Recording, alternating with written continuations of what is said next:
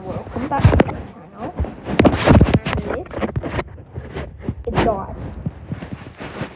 So, it wouldn't stop filling up with water.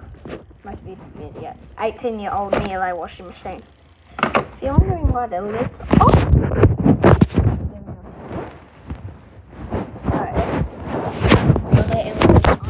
washing machine, and then it was my sister's because she wanted to upgrade, then she gave it to me. 18 years.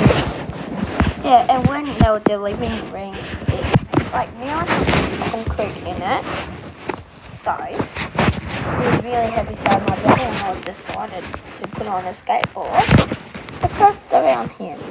And he was doing it in his trailer on the highway, boom, the car came off, so yeah. Looks like this. This is model 2004.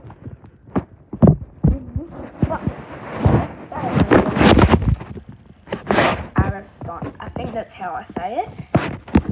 Nice, really good.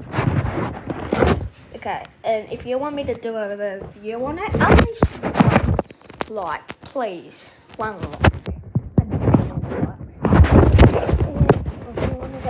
Yeah, so I'm going to take this apart and that's going to be up on my video. So it looks like this.